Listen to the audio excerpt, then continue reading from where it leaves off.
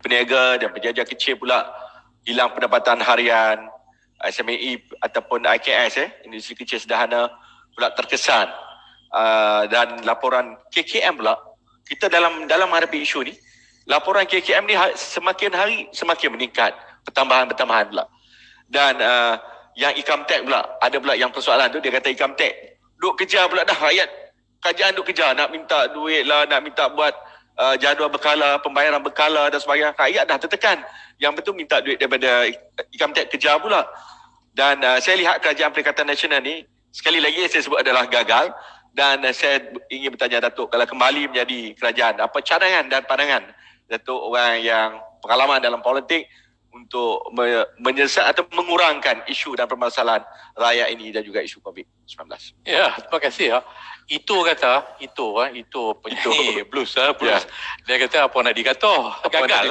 Apa nak dikata? Gagal. Ya, gagal. Kerajaan yang gagal, kerajaan yang tidak dapat menguruskan sama ada dari sudut COVID ataupun ekonomi, keperluan kehidupan masyarakat dan rakyat dalam negara kita.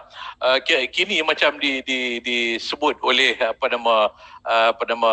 moderator tadi, mengatakan bahawa LHDN nak kejar. Saya dipahamkan LHDN target untuk 2021 ni 147 bilion tu dia untuk mereka kaut daripada individu ataupun syarikat-syarikat korporat, cukai hasil cukai pendapatan ini ataupun cukai korporat dan sebagainya. Kalau 2020 yang mereka capai, kerajaan capai dalam 122 ataupun 123 bilion pencapaian mereka. Bagi saya bahawa kalau ada keperluan, kalau bertepatan dengan siasatan yang dibuat menunjukkan syarikat ataupun individu tersebut mempunyai pendapatan yang cukup untuk dilayakkan cukai, okey. Tetapi kalau syarikat itu berdepan dengan masalah, kalau kamu ambil tindakan, akhirnya dia terpaksa tutup syarikat, dia terpaksa kesan gulung tikar dan akan menyebabkan kehilangan pekerjaan. Sepatutnya saya fikir bahawa Menteri Keuangan seharusnya bertanggungjawab untuk melihat kembali pada prosedur-prosedur untuk menekan syarikat-syarikat ini dalam konteks cukai pendapatan ini. Sebab kita tak mahu nanti bahawa tekanan dalam suasana krisis COVID yang menimbulkan krisis ekonomi ini akan menyebabkan krisis yang lebih luas lagi, iaitu orang akan hilang pekerjaan, akan hilang pendapatan. Jadi kalau KWSP terpaksa keluar 24 bilion dah, 3 juta lebih mereka yang terpaksa keluar wang KWSP. Kerajaan tak mampu nak bagi, nak tampung kehidupan rakyat hari ini. Rakyat khususnya mereka yang ada sedikit simpanan dalam KWSP untuk hari tua terpaksa keluar walaupun belum tua.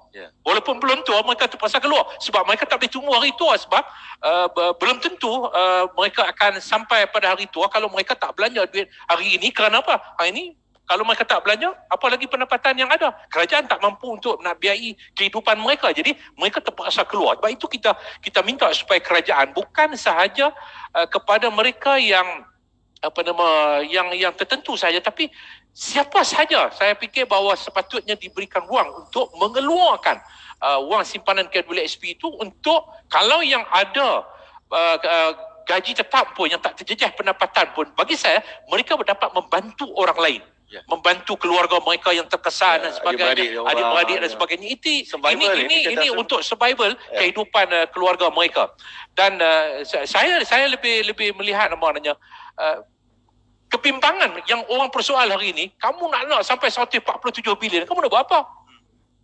Tak, kalau belanja untuk kepentingan rakyat, untuk keperluan rakyat, kita tidak ada masalah. Tapi kalau belanja untuk 35 juta untuk 3 dewan, macam di Johor, YB Said pun tahu, ada dewan 5 juta, 13 juta, 16 juta. Datuk cerita sikit troll hari tu, Datuk buat tu. Cerita sikit hari ni, kawan nak dengar kat sini. Bagi saya, kalau dibuat sesuatu yang menyentuh keperluan hidup, okey.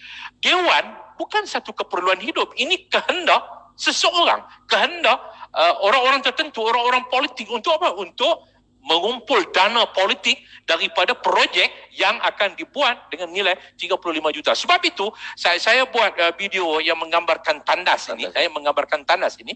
Saya nak menggambarkan kepada masyarakat supaya masyarakat berfikir inilah dia otak tandas, otak jamban yang ada kepada kerajaan Perikatan Nasional hari ini.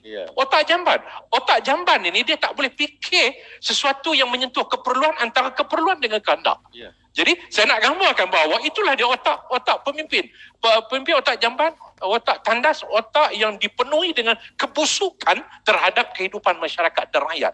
Saya tak fikir bahawa rakyat dipaguh nakkan dewan. Dewan yang dikatakan tu 35 juta untuk berapa dewan tu? 3 dewan. 3 dewan 35 juta. 35. Satu 5 juta, satu 13, satu 16 juta. Sedangkan bagi saya bahawa tak perlu sampai 16 juta satu dewan. Rakyat ni nak makan. Orang nak makan. Orang bukan nakkan dewan, orang nakkan kehidupan.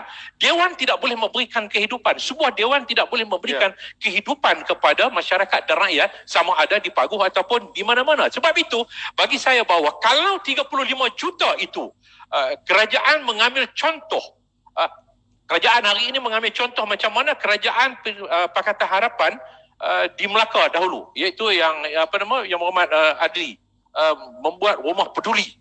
Rumah peduli diberikan secara percuma kepada rakyat yang nilai dia ialah 37,500 sebuah rumah 3 bilik. 37,500 diberikan secara percuma kepada rakyat. Saya tak ingat berapa puluh buah rumah yang telah pun dibuat. Kalau dengan 35 juta ini, kalau otak jamban ini dapat bertukar kepada otak bunga mawar, otak yang lebih memberikan kesegaran kepada kehidupan masyarakat dan rakyat ni, 35 juta ni dengan nilai rumah peduli yang dibuat oleh YB Adli di Melaka dahulu, sebab tu kerajaan kerajaan Pakatan Harapan 37,500, 35 juta bermakna 933 buah rumah kita akan dapat bina. Kita boleh bagi free kepada 933 buah rumah. 33 keluarga. 933 keluarga. Sedangkan dewan yang nak buat 35 juta ni, saya tak nampak apa keperluan. Siapa yang nak pergi duduk, takkanlah gelandangan, tempat kehidupan gelandangan. Sudah tentu kita tak akan beri gelandangan untuk duduk di sana. Jadi ini yang bagi saya menggambarkan bahawa kerajaan 109, PM 109 ini ialah kerajaan apa? Kerajaan otak jamban, otak tandas bagi saya. Okey, baik, terima kasih Datuk. Keperluan kesimpulan yang dibuat oleh Datuk ialah kerajaan Perikatan Nasional adalah otak jamban. Otak jamban. Baik, kita berbalik kepada Wabi Cintong. Wabi, berkenaan dengan kita tahu bahawa walaupun moratorium yang telah